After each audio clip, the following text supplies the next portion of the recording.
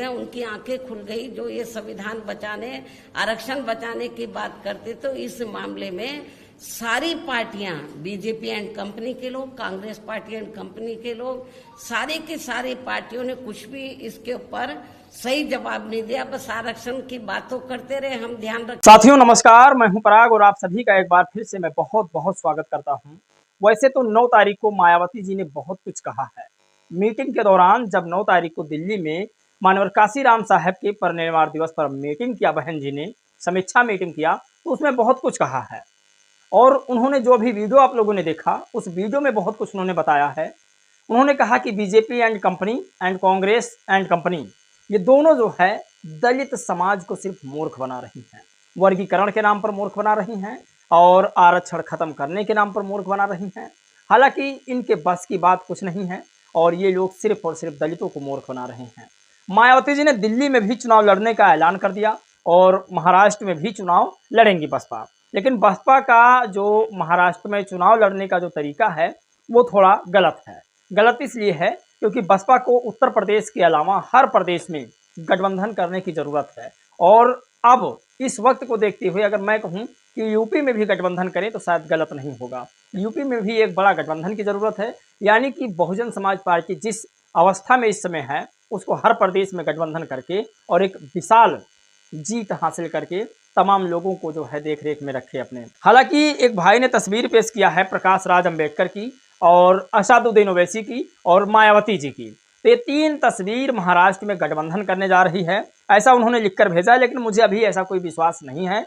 मायावती जी का गठबंधन कभी असदुद्दीन ओवैसी से नहीं हो सकता है। आप लोग की राय क्या है इस पर जानना बहुत भी जरूरी है और खबर भी बहुत ज़्यादा है। साथ में आपको हम बताएंगे कि हरियाणा में मायावती जी का जो 2014 का चुनाव था और आज जो 2024 का चुनाव है उसमें क्या वोट प्रतिशत कम ज़्यादा हुए हैं या नहीं। लोग कहते हैं कि मायावती जी का जो 4.23% था वोट, वो अब 1.82% बचा है हरियाणा में। आपको क्या लगता है? आपको अगर लगता है कि ये सही है तो वीडियो को 10 मिनट देखें, कम से कम 10 मिनट। और इसी 10 मिनट में मैं देश दुनिया की सभी खबरें और बसपा की भी तमाम खबरें आपके सामने रख दूंगा। तो आपको बता दें कि बसपा के लिए तमाम खबरें हैं, साथ में दलित पिछड़े आदिवासियों के लिए बहुत खबरें हैं। समय निकालना पड़ेगा आपको। मायावती जी को लोग कहते हैं कि हरियाणा में चुनाव लड़ी, वोट भी कम पाई, चुनाव भी हार गई।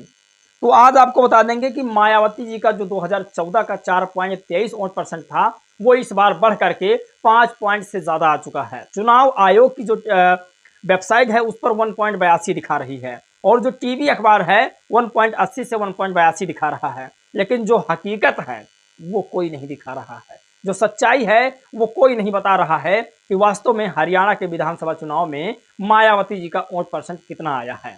अगर मैं कह दूं कि 5.5% बसपा का वोट प्रतिशत आया है तो लोग चौंक जाएंगे, लेकिन सच्चाई यही है। कैसे है 5%, 5.5%, आपको इस वीडियो में बताएंगे। दरअसल विधानसभा का जब 2014 का चुनाव था हरियाणा में, तब मायावती जी ने हरियाणा के 90 सीटों पर चुनाव लड़ा था, जिसके कारण मायावती जी का वोट परसेंट जो था वो 4.23 आया था। और अगर अब बात करें मायावती जी का वोट परसेंट कितना है तो 1.82 है। चुनाव आयोग की वेबसाइट यही दिखा रही है। बाकी जो मनवादी टीवी मीडिया है, जो सोशल मीडिया है, बहुजनों में जो सिर्फ कांग्रेस के बिकाए हुए चमचे हैं, वो लोग ये कहते हैं कि मायावती जी को अब चुनाव लड़ना ही नहीं चाहिए क्योंकि हर राज्य में मायावती जी के वोट परसेंट कम आ रहे हैं। कश्मीर में बहन जी चुनाव लड़ती हैं और अच्छा प्रदर्शन करती हैं, 54-55 हजार के करीब वोट आता है। आप कल्पना नहीं कर सकते, वहीं अखिलेश यादव के वोट जो है 8,000 नहीं पहुंचते हैं। मायावती जी के वोट वहीं पर 55 हजार के करीब पहुंच जाता है। तो ये समझना होगा कि आपके पार्टी के प्रति और आपके नेताओं के प्रति कैसे इन लोगों की कुंठत है, कैसी मानसिकता है। मायावती जी का वोट परसेंट कितना आया हरियाणा में, पहले ये बताते हैं, उसके बाद और जितनी राजनीतिक खबरें हैं उसके बारे में बताते हैं। दरअसल इस पर मैंने स्टडी किया है, पूरी तैयारी की, तब मुझे पता लगा कि मायावती जी का तो वोट परसेंट ज़्यादा था, फिर ये टीवी अखबार कम क्यों दिखा रहा है। तब मुझे पता चला कि इसके पीछे पूरी मनवादी मानसिकता है, क्योंकि वहीं अरविंद केजरीवाल चुनाव लड़ रहे थे, कोई खबर उनकी नहीं बता रहा है और ये भी कोई नहीं कह रहा है कि ये कांग्रेस का वोट काटने के लिए वहां पर खड़े थे और ना ही कोई उन्हें बीजेपी का बी टीम कह रहा है। तो ये सबसे बड़ी चीज़ है। और राहुल गांधी और आम आदमी पार्टी के चीफ अरविंद केजरीवाल, अखिलेश यादव, इंडिया गठबंधन के 3 धुरंधर बैट्समैन थे। तो इन दोनों ने तो गद्दारी कर दी राहुल गांधी के साथ, लेकिन तब भी राहुल गांधी या कोई भी उनका जो है आदमी बीजेपी का विकीम नहीं कहेगा। वैसे इस बार 2024 में ये माहौल बन चुका है कि सपा को लोग बीजेपी का विकीम कहने लगे हैं, लोग कहने लगे हैं। अभी कोई पार्टी की तरफ से नहीं आया है एजेंडा। तो साथियों, पूरा कैलकुलेशन तैयार हो चुका है। अब आपको हम बता दें कि अगर 32 सीटों पर बात किया जाए तो 32 सीटों पर बसपा चुनाव लड़ती है और 32 सीटों का जो रिजल्ट है वो 1.82 आता है। अगर इस हिसाब से हम देखें 2014 की सीट देखें, आंसर सीट, तो 2014 में जो वोट परसेंट आया था वो 4.23% आया था, और जबकि चुनाव लड़ा था उसमें 90 के 90 सीटों पर बसपा ने, और इस बार लड़ा है चुनाव 32 सीटों पर। तो 32 सीटों का कैलकुलेशन 1.82 होता है और 2014 के 90 सीटों का 4.23 होता है। तो इस हिसाब से 32 सीटों में जो इजाफा हुआ है वो 0.31% का हुआ है। इस बार के चुनाव में 0.31% बढ़कर वोट आया है। अगर यही 90 सीटों पर चुनाव लड़ती तो जो 4.23% था वोट परसेंट, वो बढ़ करके 5.11% हो जाता, 5.11%। अब जो लोग कहते हैं मायावती जी ने इस बार चुनाव लड़ी और चुनाव लड़ करके अपने वोट परसेंट को भी गंवा दिया, वो गलत कह रहे हैं। आपको समझाई दिया, 1.82 भागे 32 तो आता है इसमें 0.56। अब 0.56 को अगर हम 90 से गुणा करेंगे तो ये 5.11% हो जाता है। तो आप कल्पना नहीं कर सकते कि जो टीवी अखबार दिखा रहा है वो इस तरह से कैलकुलेशन करके नहीं बता रहा है, और ना ही आप लोगों को बता रहा है, ना ही आपका मनोबल वो बढ़ा रहा है।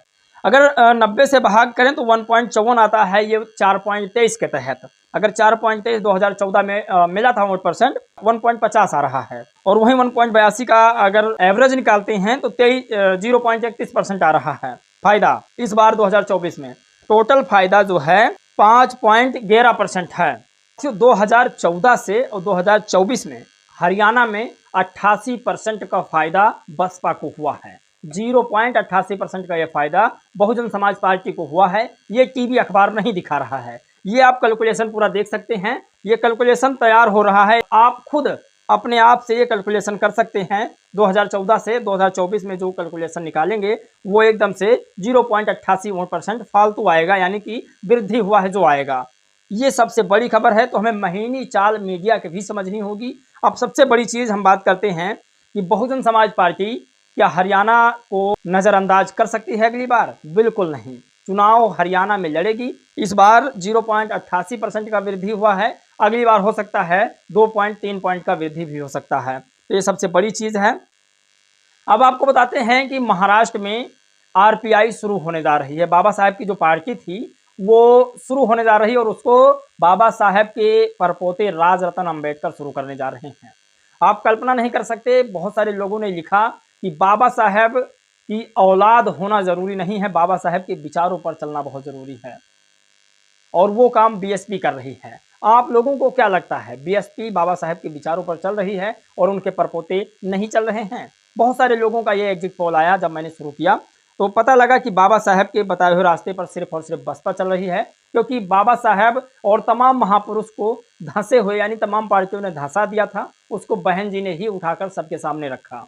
फिर चाहे लखनऊ के अम्बेडकर पार्क से हो, या गौतम बुद्धा यूनिवर्सिटी से हो, या अम्बेडकर पार्क, या माता रमाबाई पर, तमाम पार्कें हैं जिन पार्कों को लेकर के मायावती जी ने तमाम महापुरुषों को आगे बढ़ाया। तो ये बड़ी खबर है। अब एक तस्वीर यहाँ पर वायरल हो रही है इस समय, और लोगों का कहना है कि ये तस्वीर अगर गठबंधन में आ जाती है तो महाराष्ट्र में बहुजन समाज पार्टी बाबा साहेब का मिशन आगे बढ़ जाएगा।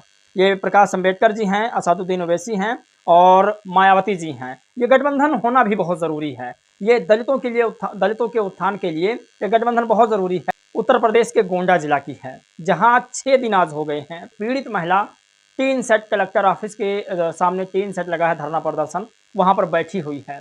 कुछ मीडिया बंधु आवाज़ उठा रहे हैं, लेकिन पुलिस प्रशासन इसमें कह दिया है कि ये गलत धरना प्रदर्शन कर रही हैं। सोचिए, आप कल्पना नहीं कर सकते, इसके पीछे का भी लॉजिक आपको समझाते हैं। दरअसल पुलिस ने कहा कि प्रकरण के संबंध में आवेदिका के परिवार व विपक्षी मध्य पुराने मुकदमे में गवाही देने को लेकर के विवाद है, जिसके पेशबंदी में आवेदिका द्वारा प्रार्थना पत्र दिया जा रहा है। जांच में लगाए गए आरोप की पुष्टि नहीं हो सकी है।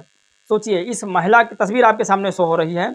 सोचिए इस महिला ने लोगों के ऊपर रेप का जो है मुकदमा दर्ज कराना चाहती है, लेकिन ये हो नहीं रहा है। पुलिस इसमें कह रहा है ये गलत कह रही है। तो सबसे पहला जो काम है पुलिस का कि इस पर जांच करे और जांच में क्या निकलता है उसके ऊपर काम करे और मुकदमा दर्ज करके जिन लोगों ने गलत काम किया है उनको पकड़े, थाने में डाले, पूछताछ करे, रिमांड पर ले। और सबसे बड़ी चीज़ ये कि अगर ये औरत जो है गलत एफआईआर करवाना चाहती है और जांच के बाद अगर गलत निकलता है तो इसके ऊपर 420 का मुकदमा दर्ज करे। अगर ये नहीं कर पा रही है पुलिस प्रशासन तो कम से कम इसे आश्वासन दे, जांच पड़ताल जरूर करे। और तमाम जांचें हैं ऐसे जिसमें साफ साफ बताया जा सकता है कि ये महिला गलत आरोप लगा रही है, सही लगा रही है। बिना जांच पड़ताल के, बिना पुष्टि किए आप कैसे कह सकते हैं कि ये महिला जो है गलत आरोप लगा रही है? ये दलित समाज से है इसलिए गलत आरोप लगा रही है। अगर यही कोई सामान्य वर्ग की महिला होती तो अब तक गोंडा पूरा जाम हो गया होता। आप कल्पना नहीं कर सकते दलित समाज के ऊपर लगातार अत्याचार हो रहे हैं। यूपी के मुख्यमंत्री योगी आदित्यनाथ जी और केंद्र के प्रधानमंत्री श्री नरेंद्र मोदी जी लगातार यही कह रहे हैं कि हम दलितों के उत्थान के लिए हैं। आप कल्पना नहीं कर सकते। और सोचिए महात्मा गांधी को लोग भूल गए, कांग्रेस वाले वोट मांगते हैं बाबा साहब और काशीराम साहब के नाम पर, समाजवादी वाले वोट मांगते हैं बाबा साहब और काशीराम के नाम पर, लोहिया को भूल गए। बसपा की ये देन है, ये सिर्फ बसपा की देन है कि लोग वोट मांग रहे हैं अब बाबा साहब और काशीराम के नाम पर। यहाँ तक कि बीजेपी भी, राम का मुद्दा हट गया मंदिर का, अब वो बाबा साहब और काशीराम साहब के नाम पर दलितों का वोट ले रही है। तो अपने आप को आप लोग पहचानिए, ये सबसे बड़ी खबर है। और आप लोगों ने यह वीडियो भी देखा बहन जी का, जिस तरह से बहन जी ने कहा है, वीडियो पहले आप लोग देखिए। जब जजमेंट आया SC/ST आरक्षण में वर्गीकरण और क्रीमी लेयर आदि को लेकर, तो जो पूरे देश में जो SC/ST वर्गों के लोग हैं उनकी आंखें खुल गई। जो ये संविधान बचाने, आरक्षण बचाने की बात करते तो इस मामले में सारी पार्टियां, बीजेपी एंड कंपनी के लोग, कांग्रेस पार्टी एंड कंपनी के लोग, सारी की सारी पार्टियों ने कुछ भी इसके ऊपर सही जवाब नहीं दिया। बस आरक्षण की बातों करते रहे, हम ध्यान रखेंगे। लेकिन माननीय सुप्रीम कोर्ट में जब ये मामला आया तो सेंटर की ओर से जो सरकारी वकील होते हैं, कांग्रेस के भी, तो सबने माननीय सुप्रीम कोर्ट ने जो जजमेंट दिया उनकी हाँ में हाँ मिलाया है। तो इसलिए मैं आपको ये बताना चाह रही हूँ। और इतना ही नहीं, कांग्रेस के श्री राहुल गांधी ने तो विदेश में जाकर कह दिया कि वक्त आने पर हम इन वर्गों का पूरा आरक्षण खत्म कर देंगे। तो इसका असर पड़ा है पूरे देश में। और मुझे ऐसा लगता है कि जो इन्होंने लोकसभा चुनाव में फायदा उठाया, अब दोबारा से इस मुद्दे के ऊपर अब इनको फायदा मिलने वाला नहीं है। नहीं तो फिर ये हरियाणा में क्यों नहीं उठा लिया इन्होंने? तो साथियों आप लोगों ने यह वीडियो देखा, अब आप लोगों को फैसला करना है कि आप किसके साथ हैं। साथियों इस वीडियो में बस इतना ही। और आप लोगों ने जो मेरी आर्थिक मदद की है, जो भी आपने 100-200 रुपये की मदद की, उसके लिए आपका बहुत बहुत आभार। मुझे लगता है इतने में मेरा सफलता नहीं हो पाएगा, इसलिए मैं आज ये बारकोड लगा रहा हूँ, उसके बाद अब नहीं लगाऊंगा। साथियों मैं तथागत बुद्ध की धरती श्रावस्ती जाने वाला हूँ। वहाँ पर 11 तारीख 12 तारीख को एक विशाल मेला का आयोजन हुआ है। बस आप लोग से रिक्वेस्ट है कि जाने के लिए आर्थिक सहायता हमारी ज़रूर करें, क्योंकि अभी यूट्यूब से इतनी अर्निंग, इतनी कमाई मेरी नहीं हो रही है। मैं खुला आपसे कह रहा हूँ, आप मेरे परिवार से हैं। आप लोग प्लीज़ जो भी आपके पास जो भी धनराशि देने को है, 10, 5, 20, 50, 100, 200, 500, आप जितना चाहें उतना आप मुझे देकर मेरी हिम्मत बढ़ाएं और मुझे श्रावस्ती जाने के लिए धनराशि अमाउंट ज़रूर दें। जय भीम, नमो बुद्धाय।